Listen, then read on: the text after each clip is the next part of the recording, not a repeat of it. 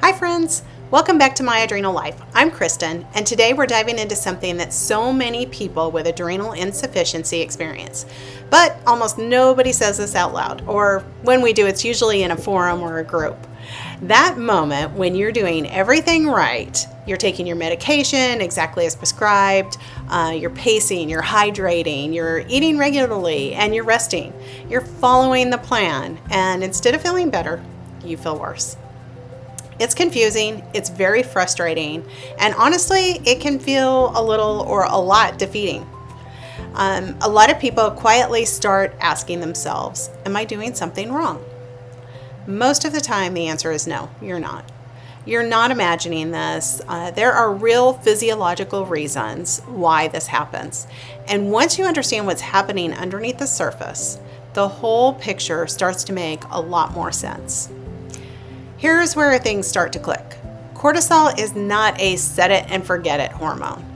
It's not like taking a vitamin and being good for the day. It's more like a thermostat, constantly adjusting based on what's happening around you.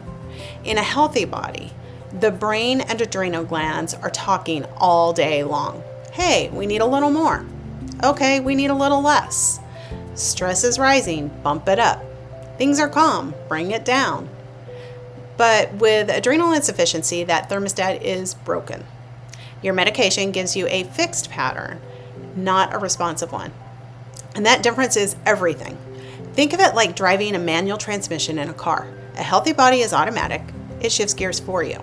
But with adrenal insufficiency, you are the transmission. Sometimes you nail it. Sometimes the timing is off. Not because you did anything wrong, but because the road changed. And this is where the disconnect shows up for many of us. Even when you're doing everything right, your body may still need something different. One piece of this puzzle is recovery. Stabilizing on paper is not the same as stabilizing in real life. Your sleep, metabolism, immune system, inflammation, they all take time to recalibrate. It's like cleaning up after a storm. The storm might be over, but debris is still everywhere. Your body is still picking up the pieces. Another layer to this is how much your cortisol needs fluctuate. You might have poor sleep, emotional stress, mental load, hormonal shifts. You could have a mild illness, even a good activity day.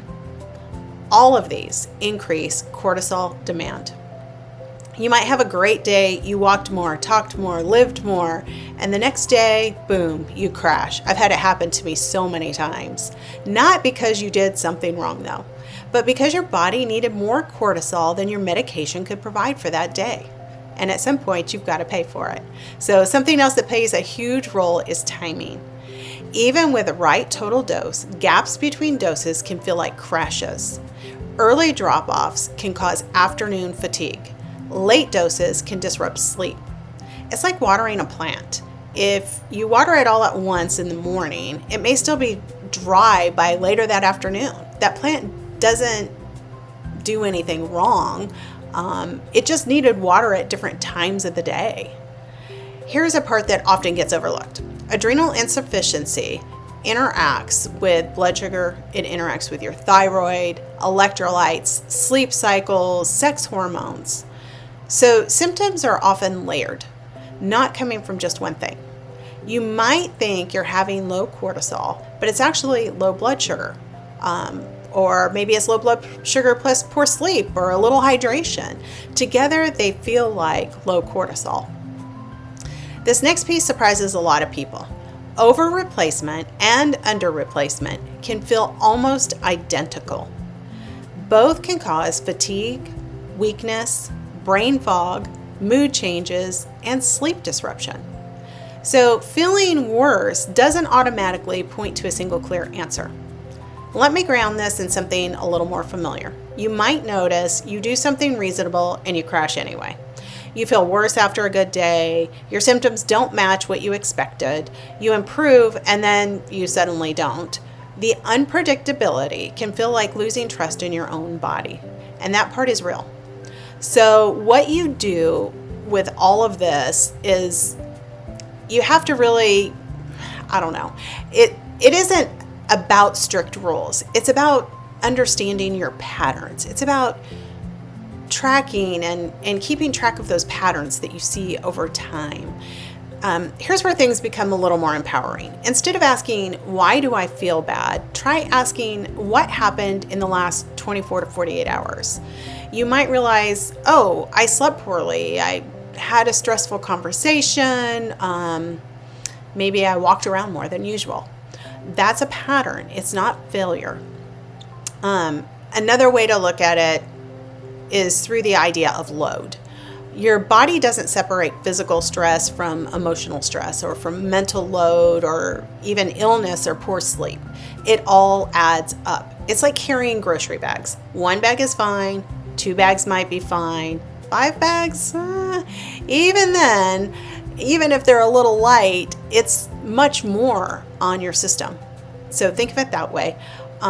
Here's where things can get a little more nuanced. With adrenal insufficiency, recovery lags behind effort. You may feel the impact a day or sometimes 2 days later. Your body needs more buffer than what you expect. You might feel okay during the activity, but then you crash the next day, and that's delayed cortisol demand. It's not failure on your part. You didn't do anything wrong. Let me paint a picture of this.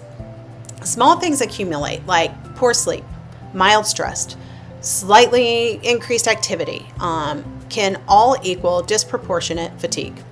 It's like raindrops filling a bucket. 1 drop really doesn't matter, but eventually you keep getting raindrop, raindrop, raindrop, and that bucket overflows. And when it comes to working with your doctor, here's what actually helps. Instead of saying, I feel bad, bring patterns. I crash in the afternoon even when my morning feels okay. I feel worse the day after activity. I wake up the same time every single night. Timing is often more useful than severity. Include context. Talk about sleep, stress, hormones, recent illness, activity changes. And ask collaborative questions. Does this pattern suggest a timing issue? Could other symptoms be contributing to this? Is this kind of fluctuation typical? So here's the heart of it all. Feeling worse does not mean that you're failing, that your effort isn't working, that you're mistiming your medicine all on your own. You've not done something wrong. It often means your body's needs have shifted. It means that recovery is still happening, it just might look a little different. Multiple systems are interacting. Comorbidities could be interacting. And remember, you're not alone in this. This experience is far more common for people than you realize. Adrenal insufficiency is not a straight line. And learning how your body responds over time is part of living with it. It's not a sign that it's getting worse. I really want you to feel empowered. And I want you to think about joining our Facebook group, My Adrenal Life, if you haven't already. There we have a very supportive community who talks about these symptoms, who talks about how to talk to your doctor and find ways to live with a new version of you, whether that is thriving or trying to thrive. Whatever that looks like for you, we welcome you in our community. This is Christin with My Adrenal Life. I hope you have a great day, and I look really forward to talking to you in the next video.